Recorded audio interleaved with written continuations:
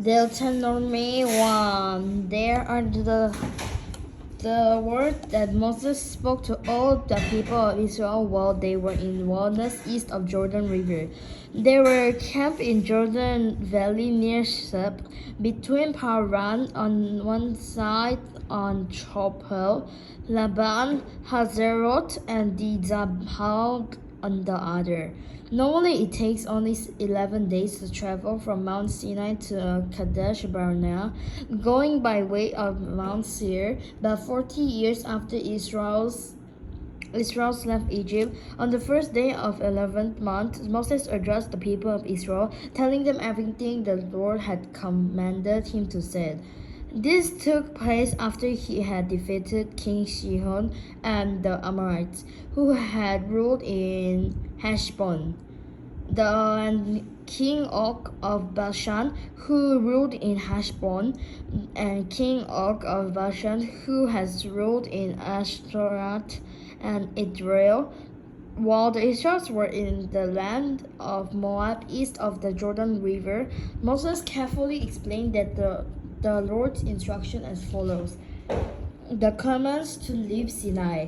When we were at Mount Sinai, the Lord our God said to us, "You have stayed on this mountain long enough.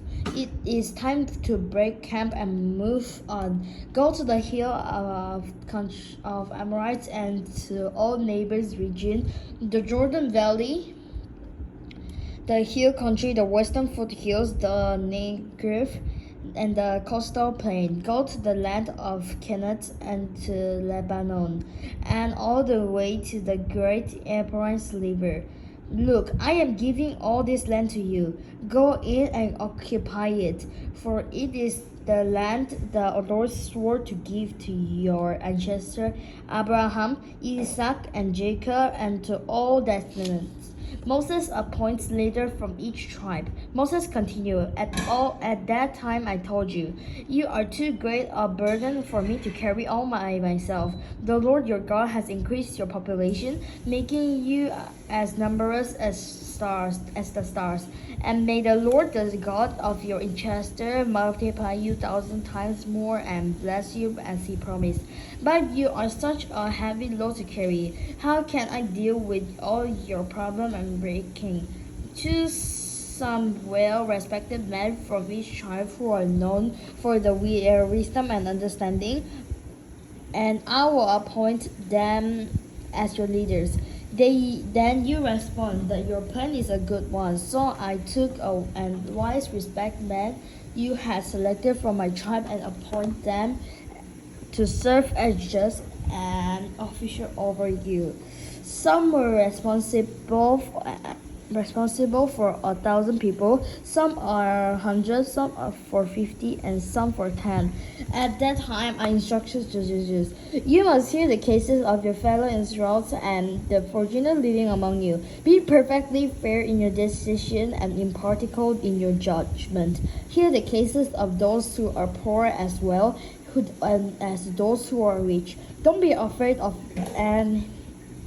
anyone's anger, for the decision you make is your decision. Bring me any case that are too difficult for you, and I will handle them. At that time, I gave you the instruction about everything you were to do. Scouts explored the land. Then, just as the Lord our God commanded us, we left Mount Sinai and traveled through the great and terrifying wilderness.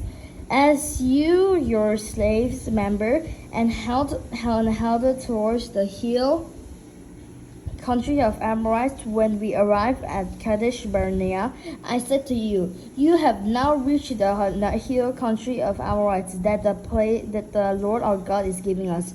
Look, he has placed the land in front of you. Go and occupy it as the Lord, the God of your ancestor, had promised you. Don't be afraid, don't be discouraged. But you all came to me and said, first, let's send out scouts to explore the land for us. They will advise us the best road to take and which towns we should enter. This seemed like a good idea to me, so I chose 12 scouts, one from each of our tribes. They headed for the hill country and came to the valley it's called and explored it. They picked some of it fruit and brought it back to us, and they reported, "The land the Lord our God has promised given us is indeed a good land." Israel's rebellion against the Lord. But you rebel against the command of the Lord your God and refuse to go in. You complain in your tents and said, "The Lord just must hate us.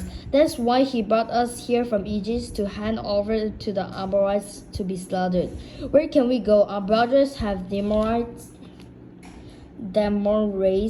us with their report. They tell us the people of the land are taller and more powerful than we are, and their towns are larger and large, with walls rising high into the sky.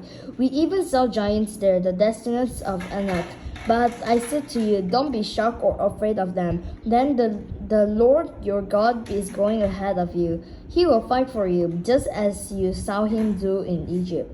And you saw how the Lord your God cared for you all along the way as you traveled through the wilderness, just as a father cares for his child. Now he has brought you to this place. But even after all he did, you refused to trust the Lord your God, who goes up before you looking for the best place to camp, guiding you with a pillar of fire by night and a pillar of cloud by day. When the Lord heard your complaining, he became very angry, so he solemnly swore, "But no one from this wicked generation will live to see the good land I swore give your ancestor, except Caleb, son of Jephunneh. He will see this land because he has followed the Lord completely. I will give to him as his descendants some of the very land he explored during his scouting mission." And the Lord was also very angry with me because of you. He said to Moses, "Not even you will enter the promised land. Instead, you assisted Joshua, son of Nun, who lead the people into the land. Encourage him. For he will lead Israel as they take possession of it. I will give the land to your little one, your innocent children. You are afraid they will be captured, but they will be the one who occupies it.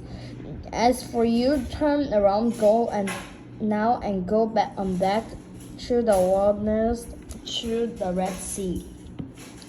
Then you confessed, "We have sinned against the Lord. We will go into the land and fight for it, as the Lord our God has commanded us." So your men strapped on their weapons, thinking it will be easy to attack the hill country.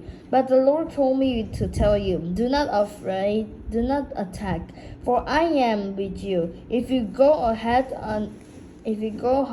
your own, you will be crushed by your enemies." This is what I told you, but you would not listen. Instead, you again rebelled me the Lord's command and arrogantly went into the hill country to fight. But the Amorites who lived there came out against you like a swarm. Like son of bee. They chased and battled you all the way from Seir to Hormah. And you returned and wept before the Lord, but he refused to listen. So you stayed there at Kadesh for a long time.